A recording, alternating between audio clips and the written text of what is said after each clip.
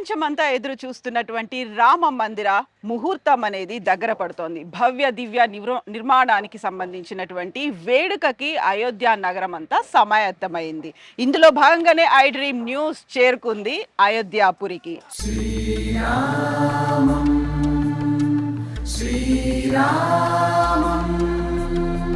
మనం మాట్లాడుకోబోతున్నాము Anuradha timbers international సంబంధించి. ఇక్కడ అయోధ్య రామ మందిర నిర్మాణంలో భవ్య దివ్య నిర్మాణంలో భాగంగా వాళ్ళు నిర్మించినటువంటి మహాద్వారాల గురించి మనం మాట్లాడుకోబోతున్నాం. సో చక్కటి పెద్ద పెద్ద ద్వారాలు అయితే మనం చూసాము, మీకు కూడా చూపించబోతున్నాం. వాటి మీద చక్కగా చెక్కారు అనమాట. రకరకాల శిల్పకళాకారులు అందరూ ఇక్కడికి వచ్చి వాటి మీద చక్కటి శిల్పాలను చెక్కారు. అవన్నీ మనం ఇవాళ ఐ డ్రీమ్ ప్రేక్షకులకి దగ్గరుండి చూపించబోతున్నాము.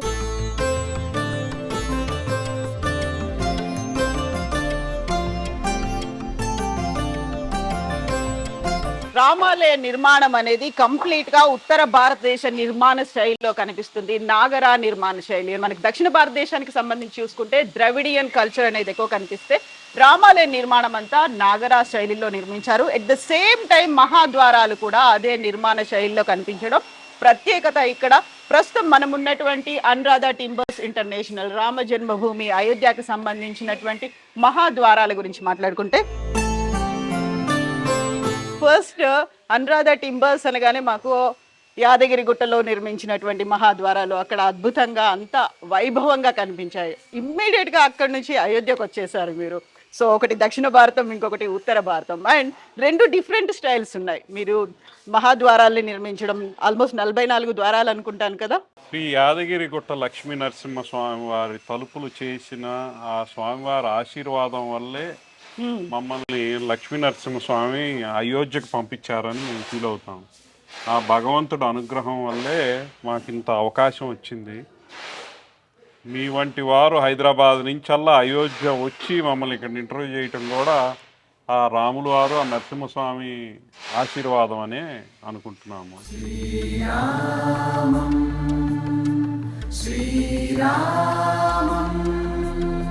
మీరు చేస్తున్న ఈ చక్కటి పనికి దేశవ్యాప్తంగా మీ వైపే చూస్తున్నారు సార్.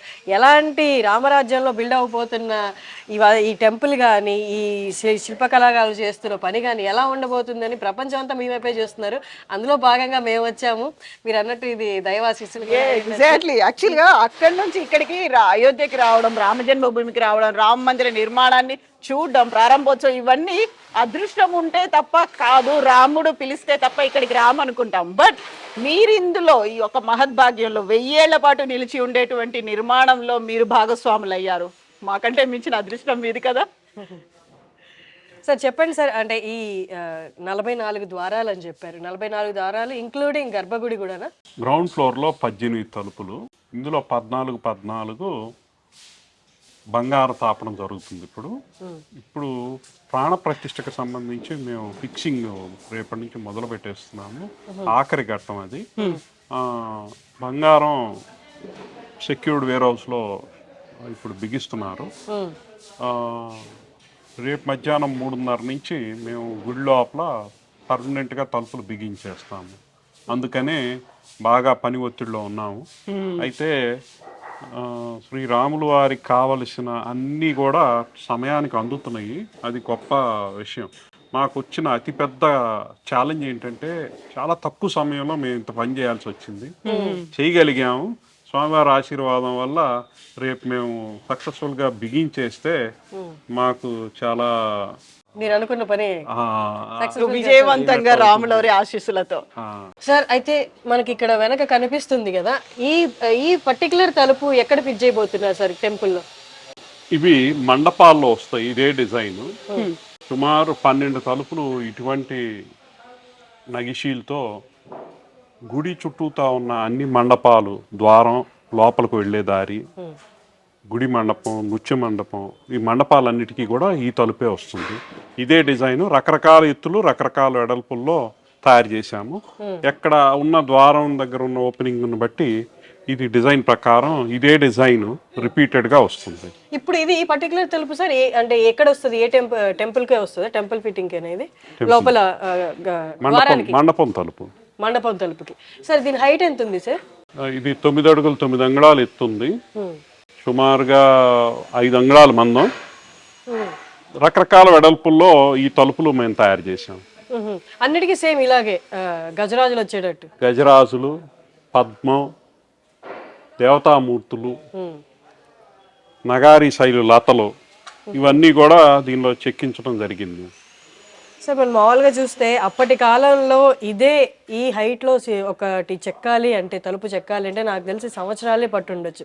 కానీ ఇప్పుడున్న టెక్నాలజీతో నాకు తెలిసి కొంచెం త్వరగానే అయి ఉండొచ్చు. బట్ ఎంతమంది శిల్పకారులు ఇది చెక్కారు, ఎంత టైం పట్టింది సార్? టెక్నాలజీ ఏం వాడలేదండి ఇందులో, పూర్తిగా చేత్తోనే చెక్కడం జరిగింది. ఇదంతా కూడా చేత్తో. అయితే మాకున్న హ్యాండ్ టూల్స్, మోడర్న్ ప్లేనర్స్ ఇటువంటి వాటితో మేము మిగతా వర్క్ అంతా కూడా స్పీడ్గా చేయగలిగాము. ఒక చెక్కడంకి వచ్చేసరికి ఇటువంటివన్నీ కూడా చేత్తో చేయవలసిందే. అదంతా కూడా మా మహాబలిపురం కన్యాకుమారి టెంపుల్ కార్వర్స్ అంతా కూడా చేత్తోనే చెక్కారు. అందుకే మాకు ఒత్తిడి. బట్ షిఫ్ట్ సిస్టంలో 24 గంటలు పనిచేసి దీన్ని అంతా ప్లాన్ డివిజన్ అంతా చేసుకొని సమయానికి పూర్తి చేయగలిగాము. అదే పెద్ద రికార్డ్. ఇందులో ఎంతమంది ఇన్వాల్వ్ అయి ఉంటారు సార్ శిల్పకారులు? సుమారుగా 60 మంది కార్పెంటర్లు, కార్వర్లు, పాలిష్ టీము, లాజిస్టిక్స్ టీము, మళ్ళీ మా ఇదంతా సూపర్వైజ్ చేయడానికి అందరూ కలిపి టీం వర్క్ ఇది. 24/7. ఎన్నేళ్ళు సార్? ఎన్నేళ్ళ వరకు? జూన్ నుంచి మొదలు పెట్టాము. ఇప్పుడు రేపటికి మేము ఫిట్ చేయటం మొదలు పెడితే అప్పుడు ఫస్ట్ స్టేజ్ అవుతుంది. ఇంకా చాలా చేయాలి, ఇంకో సంవత్సరం పని ఉంటుంది. సో రామ్ మందిర నిర్మాణం అనేది, మందిర కన్స్ట్రక్షన్ అంతా ఒక 1000 ఏళ్ల పాటు ఉండేలా నిర్మించారు అంటే సేమ్ మహాద్వారాలు కూడా 1000 ఏళ్ల పాటు ఉండాలి. సో అందులో మీరు తీసుకున్నటువంటి జాగ్రత్తలు ఏంటి? పర్టికులర్గా ఇలాంటి కొంచెం ఫిల్ చేయడానికో లేకుంటే వాటి లప్పం వర్క్ అనేది ఉంటుంది, అది యూస్ చేయలేదు. At the same time only wood మీద బ్రాస్ అండ్ గోల్డ్, అంతే కదా? సో స్టీల్ లేదు, ఎక్కడ ఐరన్ అయితే కనిపించలేదు. సో వ్యూవర్స్ కోసం ఇక్కడ ఇది ఉందంతా బ్రాస్ పెట్టారు అండ్ లోపల కనిపిస్తున్నటువంటి మేకులు కూడా బ్రాస్తో ఉన్నవే, ఎక్కడ స్టీల్ కానీ ఐరన్ కానీ యూస్ చేయలేదు. వీటిని ఫిట్ చేయడానికి యూస్ చేస్తున్నారు. అట్ ద సేమ్ టైం దీని కంప్లీట్ అయిన తర్వాత మొత్తంగా బంగారు పూత కూడా ఉండబోతోంది. సో అదేం టఫ్ టాస్క్ అనిపించలేదా మీకు? ఇప్పుడు పురాతనమైన పద్ధతిలోనే ఈ ద్వారాలు చేయటం జరిగింది. ఎందుకంటే బేసిక్గా మేము అత్యంత క్వాలిటీ కర్ర వాడాము. ఎందుకంటే తర్వాత ఒకసారి భక్తులు గుళ్ళోకి వెళ్ళాక ఏ రోజు కూడా దాన్ని తీయటానికి మెయింటైన్ చేయడానికి కూడా కుదరదు. అందుకని ఒక 1000 సంవత్సరాలు ఉండే విధంగా వుడ్ మొత్తం హై క్వాలిటీ సెలెక్ట్ చేసాము. బలార్షా నుంచి టీక్ వుడ్. బలార్షాలో వచ్చిన టీక్ వుడ్ని మేము ప్రతి పీసు కూడా ఇటువంటివన్నీ సింగిల్ పీసులు సెలెక్ట్ చేసి జాగ్రత్తగా క్వాలిటీ మెయింటైన్ చేసాము. ఆ తర్వాత ఈ చెక్కడం కూడా చాలా ఫైన్గా చేత్తో చెక్కడం జరిగింది. ఈ మెటీరియల్ అంతా కూడా ఒక 1000 సంవత్సరాల పాటు ఏమీ చెక్కు చెదరకుండా ఉండే విధమైన క్వాలిటీలు మేము సెలెక్ట్ చేసి ఇందులో పెట్టడం జరిగింది. సో బలార్షా నుంచి టేకు అనేది తీసుకున్నప్పుడు ఒక ఫైన్ క్వాలిటీ ఉండాలి అంటే ఎన్నేళ్ల చెట్టు అది? టేకు అనేది 1000 ఏళ్ల పాటు నిలవాలి అంటే అంత దృఢత్వం ఉండాలి కదా ఆ టేకు కూడా. 80 నుంచి 100 సంవత్సరాల వయసు ఉన్న, ఇంకా ఎక్కువ ఉన్న చెట్లు దొరికితే బాగుండు, కొన్ని దొరికాయి. 80 నుంచి 100 సంవత్సరాల వయసు ఉన్న చెట్లు, అందులో కూడా ఒక 100 చెట్లు ఉంటే 100 మొద్దులు అనాలి. మేము చెట్లు అనకూడదు, మేము చెట్టు కొట్టలేదు. 100 మొద్దుల్లో నుంచి ఒక 20 మాత్రమే సెలెక్ట్ చేసి ఆ 20లో కూడా ఒక 20% మెటీరియల్ మాత్రమే ఈ గుడికి వాడటం జరిగింది. ఓకే. సో మనం ఇంతకుముందు మాట్లాడుకున్నట్టుగా ద్రవిడియన్ స్టైల్కి నాగరా స్టైల్కి కూడా డిఫరెన్స్ అనేది ఉంటుంది. మనకి ద్రవిడియన్ స్టైల్లో ఎక్కువగా పద్మాలు కనిపిస్తాయి అండ్ దశావతారాలు కనిపిస్తూ ఉంటాయి. ఇక్కడ మాత్రం దేవతామూర్తులు ఉంటారు, బట్ లతలు పువ్వులు ఇవి ఎక్కువ ఉంటాయేమో, అంతేనా? అవునండి. ఇప్పుడు భారతదేశం అంతా రకరకాల శైలిలో, నగారా, ఉత్తర భారతం అంతా నగారా శైలి, దక్షిణ భారతం అంతా ద్రవిడ శైలి, అట్లాగే ఒరిస్సా కోనార్క్ సూర్య దేవాలయం, జగన్నాథ మందిరం ఇవన్నీ కూడా వేసారి శైలి. ఇప్పుడు మాకు ఏ పని ఇస్తే అది చేయాల్సిన బాధ్యత మా మీద ఉంది కాబట్టి ఈ డిజైన్లన్నీ కూడా చంద్రకాంత్ సోంపుర ఆర్కిటెక్ట్ వాళ్ళు ఎన్నో సంవత్సరాల క్రితం ఈ గుడికి సంబంధించిన అన్ని డిజైన్లు గీసి ఫైనల్ చేసేసారు. ఈ సుప్రీంకోర్టు తీర్పు వచ్చాయి కానీ మళ్ళీ మమ్మల్ని ఐడెంటిఫై చేసినప్పుడు మాకు ఈ పని అంతా కూడా ఈ డ్రాయింగ్స్ అన్నీ ఇష్యూ చేసింది. ఆ ఆర్కిటెక్ట్ ఇచ్చిన డ్రాయింగే ఫైనల్గా టాటా, L&T, అయోధ్య ట్రస్ట్ వీళ్ళందరూ కూడా అప్రూవ్ చేసి మళ్ళీ మాకు ఇచ్చిందే యాజ్ ఇట్ ఈస్గా మేము ఇంత మార్పు కూడా లేకుండా చెక్కించడం జరిగింది. యాజ్ ఇట్ ఈస్ గా అవే డిజైన్స్ నుంచి రూపొందించాలి. అయితే ఇప్పుడు రామ మందిర నిర్మాణం ఎంత ప్రతిష్టాత్మకంగా ఉందో వాటికి సంబంధించినటువంటి మహాద్వారాలు ఇవన్నీ నిర్మించడానికి కూడా పెద్ద ఎత్తున టెండర్లు వచ్చి ఉంటాయి. అక్కడ ఫుల్ కాంపిటీషన్ అనేది కనిపించి ఉంటుంది కదా. భగవంతుడు అనుగ్రహం అనుకోవాలి. భారతదేశంలో ఎన్నో కంపెనీలు ఎంతో మంది ఉన్నారు. అయితే మేము చేసిన పాత పనులు చూసి మాకున్న ఈ ఇంట్రెస్ట్ పర్టికులర్గా మేము ఎంతో ప్యాషనేట్గా చేయటం అనేది వాళ్ళు అబ్జర్వ్ చేసి మళ్ళీ మాకున్న టీం వీళ్ళందరినీ చూసి ఇంటర్వ్యూ చేసి మమ్మల్ని సెలెక్ట్ చేశారు. సరే, ఒక్కొక్క తలుపు ఎంత వెయిట్ ఉంటుంది? సుమారుగా 800 నుంచి 1000 కిలోల బరువు ఉంటుంది పెద్దవి. చిన్నవి ఒక 500-600 కిలోలు ఉంటాయి. ఓకే సార్, మీ వెనక కనిపిస్తుంది కదా ఆ తలుపుకి ఈ పర్టికులర్ డిజైన్ ఫైనలైజ్ చేయడానికి మామూలుగా బ్లూ ప్రింట్స్ 3-4 తీసుకొని ఉంటారు కదా డిజైన్ ఇదా అని. అలా ఎన్ని డిజైన్స్ తర్వాత ఇది ఫైనలైజ్ అయ్యింది సార్ మీ వెనకాల ఉన్న తలుపు? ప్రతి డిజైన్కి ఎంతో లోతైన చర్చ జరుగుతుంది, ఎంతో లోతైన రీసెర్చ్ జరుగుతుంది. ఒక డిజైన్ అప్రూవ్ అవ్వటం అనేది చెక్కినంత పని. అంతమంది టీం మెంబర్స్ ఒక డిజైన్ అప్రూవ్ చేయడానికి ఈ గుళ్ళో ఇదొకటే కాదు, ఏది చేయాలన్నా కూడా చాలా పెద్ద టీమ్స్, భారతదేశంలో ఉన్న అత్యంత స్కిల్డ్ పీపుల్ అందరూ కూడా ఇందులో ఇన్వాల్వ్ అయి ఉన్నారు. వాళ్ళందరూ అప్రూవ్ చేశాక మళ్ళీ మాకేదన్నా మార్పులు చేర్పులు పోయి కాలు ఇలా ఉండాలి అని మేము మళ్ళీ గీసి పంపితే అది మళ్ళీ ఆ ప్రాసెస్ ప్రకారం వెనక్కి వెళ్ళి ఫైనల్ అప్రూవ్ అయ్యి మాకు వస్తేనే మేము మార్పులు చేయడం జరిగింది. చేసాం అలా కొన్ని. ఓకే, అంటే ప్రతి తలుపుకి ఏదైనా స్టోరీ నెరేట్ చేసి నార్మల్గా చాలా గుళ్ళలో మనం చూస్తుంటాం ఒక్కొక్క స్తంభం ఒక్కొక్క స్టోరీ నెరేట్ చేస్తుంటాం. అలాగే ఈ తలుపుల ద్వారా కూడా ఏదైనా చెప్పాలి అనుకున్నారా, లేకపోతే ఓన్లీ స్వాగతం పలుకుతున్నట్టు పలకడం కోసమే అంటారు? ఇప్పుడు తలుపు తీసినప్పుడు గజరాజులు స్వాగతం చేస్తున్నట్టు, దేవతామూర్తులు నమస్కారం చేస్తున్నట్టు, లతలు పువ్వులు అల్లికలు ఇదంతా కూడా మన భారతీయ సాంప్రదాయ స్వాగత ప్రతీకలు. ఇవన్నీ కూడా స్వాగతం పలుకుతున్న తలుపుల కింద మనం భావించవచ్చు. మీకు ఆ తలుపు వెనక పైన పార్ట్ ఉంది కదా సార్, అది కిటికీలా కనిపిస్తుంది. ఒక్కసారి ఆ డిజైన్ గురించి ఎక్స్ప్లెయిన్ చేస్తారా, ఆ స్టైల్ గురించి? హిందీలో జరోకా అంటారు. ఆ జరోకా శైలి నిర్మాణం ఇది చాలా ఫైన్గా కార్వ్ చేశాక ఈ పువ్వుకి చిన్న కనెక్షన్ పెట్టి మిగతా ఏరియా అంతా కూడా మేము చెక్కి తీసేయటం జరిగింది. ఈ మొత్తం డిజైన్లో ఇది అత్యంత కాంప్లికేటెడ్ కార్వింగ్ కింద లెక్కేయచ్చు. చాలా ఫైన్గా చేసాము, అది బాగా కుదిరినందుకు నాకు సంతోషంగా ఉంది. సో ఒక్కొక్క బ్లాక్ అనేది డిఫరెంట్ గా ఉంటుంది కదా, వాటన్నిటిని సపరేట్ గా డిజైన్ చేసి కావ్ చేసిన తర్వాత తీసుకొచ్చి ఇక్కడ వీటిని ఫిక్స్ చేస్తారు? లేదండి, ఇప్పుడు ఇక్కడ నుంచి అక్కడ వరకు సింగిల్ పీస్. ఓకే, ఈ పువ్వుకి మీకు కనపడపోయినా ఇది కనెక్షన్ ఉంది. మీరు ఇక్కడ అబ్జర్వ్ చేస్తే ఇది దీనికి పట్టుకొని ఉంది, దీన్ని పట్టుకొని ఉంది, అయినా కూడా దూరం నుంచి చూస్తే విడిగా పువ్వు పెట్టినట్టుగా కనిపిస్తుంది. ఇదంతా కూడా స్కిల్డ్ గా చెక్కడంలో వచ్చిన క్వాలిటీ. అది ఒక్క మిస్టేక్ ఎక్కడైనా పోయింది అనుకోండి, మొత్తం అంతా డోర్ అంతా వేస్ట్ అయిపోతుంది కదా. అలా వేస్ట్ అయ్యాయండి అంటే ఎంత వరకు చెక్క అలా వేస్ట్ అయ్యి ఉండొచ్చు?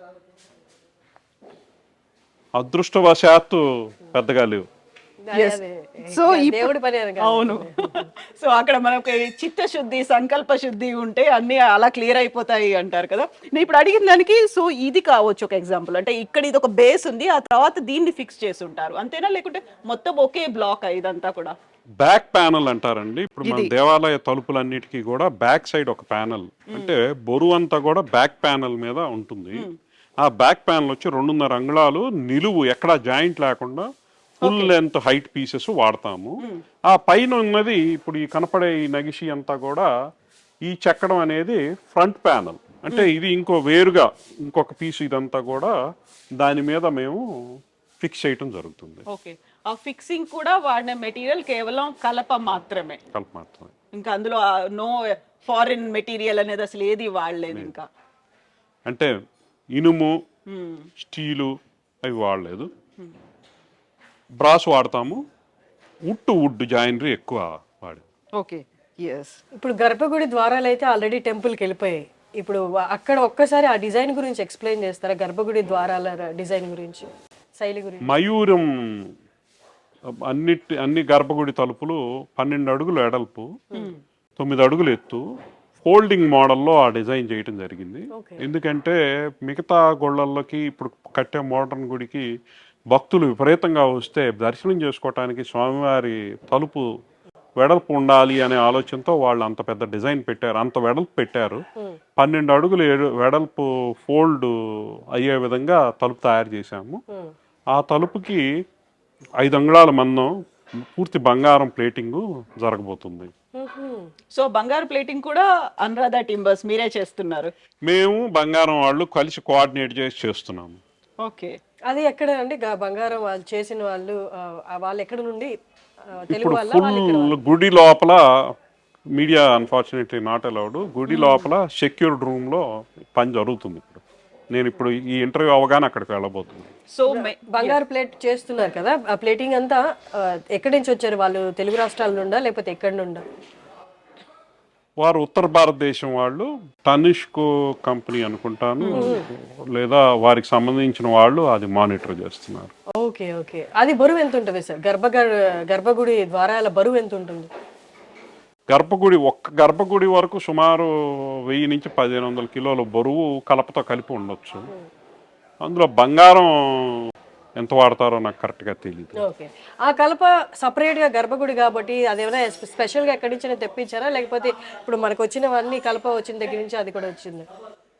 ఇదే కలపండి, కానీ సెలక్షన్ చేసేటప్పుడు చాలా చాలా ఫైన్గా సెలెక్ట్ చేసాము.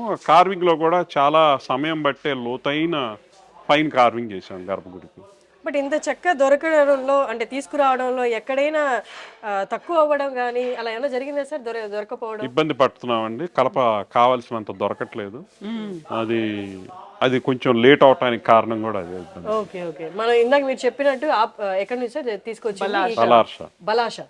బలాషా నుంచి కాకుండా ఇంకేదైనా చోట్ల నుంచి తీసుకొచ్చారు? అది central building research institute, forest research institute Dehradun వాళ్ళందరూ కూడా సెలెక్ట్ చేసిన వుడ్ అది. ఇక్కడ ఏది కూడా అంతమంది ఇన్వాల్వ్ అవ్వంది జరగదు. సో ఇప్పుడు మేము కలప అయితే అక్కడి నుంచి తీసుకొచ్చారు, మీరు హైదరాబాద్ నుంచి వచ్చారు. దెన్ వాట్ అబౌట్ ఇక్కడ ఉన్నటువంటి కళాకారులు? వాళ్ళు కొన్ని నెలల నుంచి వర్క్ చేస్తున్నారు, వాళ్ళు ఎక్కడి నుంచి వచ్చారు? వీరందరూ కూడా తమిళనాడుకు చెందిన కన్యాకుమారి, మళ్ళీనేమో మన రామేశ్వరం ఈ ప్రాంతాల నుంచి వచ్చారు. వాళ్ళే యాదగిరి గుట్టకు కూడా వాళ్ళే పనిచేశారు. మా కంపెనీ తరపున వీళ్ళు ఎన్నో సంవత్సరాల నుంచి మేము చేసే అన్ని పనుల్లో ఇదే టీం ఇన్వాల్వ్ అయి ఉన్నారు. Okay okay. So first Yadagiri Gutta, తర్వాత అనంత పద్మనాభ స్వామి అండ్ రాముల వారు ఉన్నారు.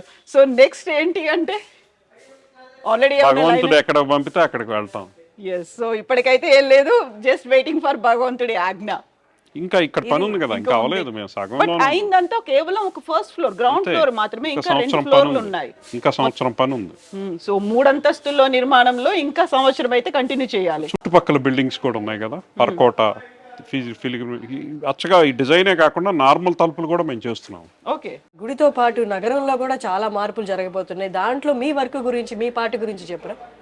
ఈ గుడికి సంబంధించిన ఫిలిగ్రిమేజ్ ఫెసిలిటీ సెంటర్లు, తర్వాత వారికి కావాల్సిన ఏ పని అయినా కూడా కలపకు సంబంధించిన వర్క్లు మాకు అప్పచెప్పిని మేము చేస్తున్నాం. Thank you so much Sharath గారు, thank you and best wishes and thank you so much. ఇంత పెద్ద మహాద్వారాన్ని, 1000 ఏళ్ల పాటు నిలిచి ఉండేటువంటి ద్వారాన్ని రామయ్య కోసమే కాదు అందరి భక్తుల కోసం కూడా తయారు చేసినందుకు thank you so much and best wishes to you అండి. Thank you. శ్రీరామ